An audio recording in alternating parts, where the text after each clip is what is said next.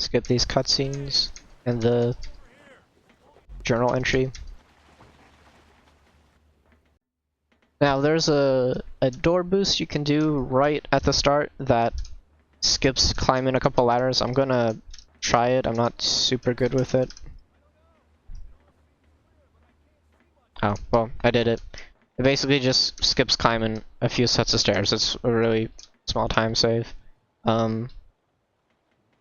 Then coming up, there's two different ways to do this. One is with a door boost in the save right here. So you save, you go up, you fly out of bounds. I don't particularly like it. I mean, I suppose since the save's right here, I can show it, but I don't recommend doing it. I don't even know if it saves time, and it's very finicky to do. But yeah.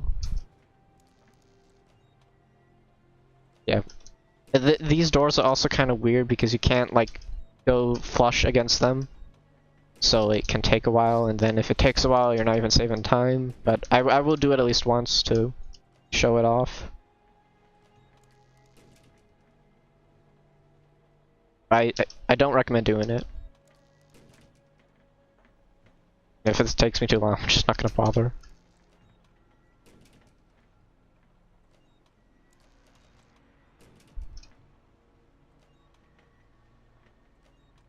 Okay, one more try. It's been a while. Okay, well, I'll show you what happens. You get a boost off of this, save, you land here, or you save here-ish, and you just walk forward, drop down. Well, you don't die because you'd have saved, but you drop down right in front of this furnace, and, well, you'll see the rest of it in a bit, but okay, the way I recommend to do it, and is much more convenient, is this. There's a ladder out here that you can lean right and clip into. Sometimes you clip into the ladder, or like this cage bit past the ladder, and then you can't move, which is not good. So I would recommend making a safety save right there, as it doesn't really take any time at all to do. But so what you do is you just lean through here, walk back. That time I got it, so it was good, but sometimes like you can get clipped right here, or clipped directly into the ladder, which also isn't good. Anyways, when you do that, you walk from there, look down at this ladder here, drop down, grab onto it. Oh yeah, and the water is like this inside the boat because we did the sequence break right there. It's not supposed to be like this. Anyways, you do that, you lean past here because otherwise you take a bunch of burn-in damage. I think it might kill you, I don't know. You will take at least that little bit of damage though. And also, this is where you would fall if you get the door boost. Just like fall right here, and then you can go forward, push that closed. Jump through here. Normally you have to get like a piece of dynamite and a key and stuff to get through there, but because we did the sequence break, that thing isn't loaded. So we can just go through like this. So right ahead, there is... Well, okay, so there are 2 points where you get a kind of random cutscene. Here's one, and then I'll point out the other when I get to it. The reason I think you get it is because, like, we're on a boat, so it's like shifting back and forth, and sometimes when you're shifted to the side, it's possible that the trigger for the cutscene isn't aligned, so you get to slip by it, but it's too difficult to really like plan for that. So instead, I'll just walk through and I get the cutscene there. But sometimes if you just walk past that way, you don't get it. You don't want to lean through here to try and skip it, because if you do that, you can deload some of the, I think, the AI in this next room, and so then you soft lock again. You can pick up this health kit if you need it. Typically, at this point, without any extra health kits, I'm full. If like I'm full on health if everything goes, you know, how it should. So that at that point, you might not need to pick it up, but Also save there if you feel like you need it. So you get in here, he talks. There is a Tommy gun on the other side of this. Like you can see. You want to pick it up, but like not be too much into the wall. Okay, that the blackout's supposed to happen, but if you're too far past it or not enough, and you try to interact with it, oh shit, I might have just clipped into the wall. Okay, no, I think we're good. Yeah, so sometimes when you try to pick that up, I'll play another cutscene. It doesn't always happen, and it has to do with, like I said, how far into the wall you are. But you need to pick up that Tommy gun to kill some sea creatures. Anyways, that's my favorite bit of dialogue, by the way. You listen to this guy talk. He gives us a key. Then we get out of here. Only me and Paul got out alive. We had to lock Barry down there with it. Take these keys. With the welding kit, at least we could seal these doors, you know, give ourselves a bit more time.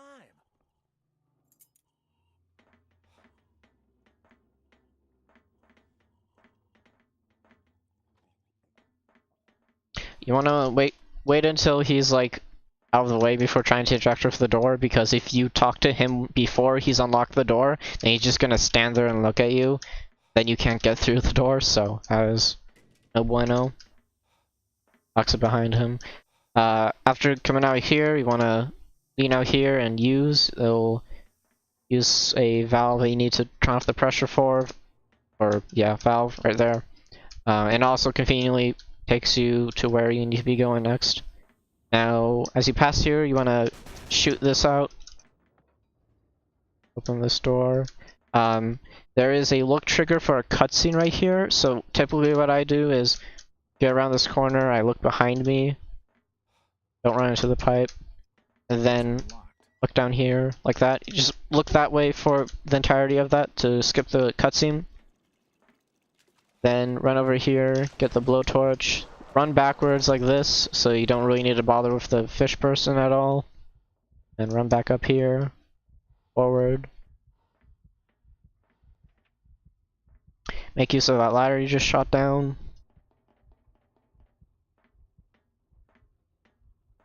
Sometimes when you drop down here, you take a bit of damage, like so.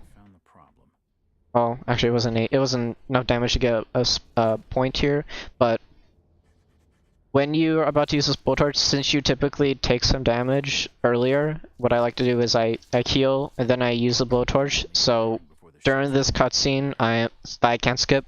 I'm healing up, so I can move at optimal speed. And there's like barely any time lost doing that, since you have to use this blowtorch here anyways. It's just a bit of nice optimization. Then you want to go back, crouch, get under there, turn around, can fall down to this ladder, and past it, interact with this, turn that steam off, then climb up through here. I've had it, also you want to lean, interact with this. I like to spam F there until he says a bit of dialogue, because it sucks to, you know, go forward and then try to use the door and he doesn't let you, you have to go back. I've had it in the past where I've managed to skip some trigger that lets me back into the door here, along this area right here, so I'd be really sure to walk down the center so you can hit it. I'm not sure, like, maybe there might have been some other stuff going on, but just a bit of warning. So yeah, interact with that. Walk over here. This is the part where you can hit another random cutscene because of how the ship is angled. Maybe that's my theory, at least. See if I get it here. Okay, I didn't get the cutscene that time, so they're not the cutscene in the events and the cutscene right there. They're not like related. If you get one, you're not like. There's a, like, it doesn't affect how likely you are to get the other. It's just a random bit of time lost, basically. Anyway, you want to wait there until he says the "give me that," or he moves to that position, and then you walk towards him. He takes it from you. Pick up this. Kill these two. If you don't kill these two, you can't progress to the next bit. Jump up here. A really important thing to mention is you don't want to press backspace during that, like, whatever it is, like the you don't want to press backspace during that, because if you do, this next bit won't be soft lock, but you can't move at all. Like, you can't move your camera or jack or anything, which is really bad. It'll be a reset. So you want to make sure that you hit backspace after that happens. Anyways, here's Dagon. You need to get 3 headshots to kill him. Sometimes it will look like you get a headshot, but it's actually not. You could tell because he does a recoil where he grabs his face eye. Well, not his face eye, but his face or near his eye. And it's a bit fishy like that, no pun intended. So I'll do my best though. I say that and I miss my first shot. Okay, see, that was a headshot. He's going back and forth. Also, this is the lovely sandy effect of Drunk Jack. Really enjoyable. I like to stand over there because it seems to increase the chances of him spawning over there. I mean, I think it's... I don't have any proof for that, it just kind of seems like it. And also, when you stand here, if you're playing with a headset, you can tell when he's spawning either behind you or to one of the sides. If he spawns to the side, it sucks because you can't hit him there, so you want him to spawn behind you every time, optimally. Oh, I thought he was coming back out. Okay, well, it worked out anyways. So if this is a headshot, it should kill him. Okay, yep, headshot. And yeah, that's that level. It's a kind of a long level and a bit tricky. But it's not too bad. And 100% it's really bad, but I should not talk about 100% in the guide. About any percent. And this fight can also, if you miss a headshot for whatever reason, like the game being dumb or whatever, it can go on. It can take like 4 or 5 or 6 shots to the head to kill him, which is unfortunate, but it is what it is. There is normally another segment here with the cannon that you do where you have to shoot at some sorcerers on the coast, but we skipped that, so it's not an issue. And if you're on modern hardware, sometimes the shader for those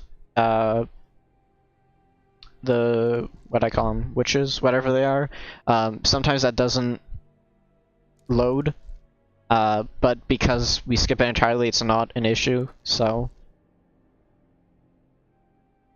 And yeah, that's that level.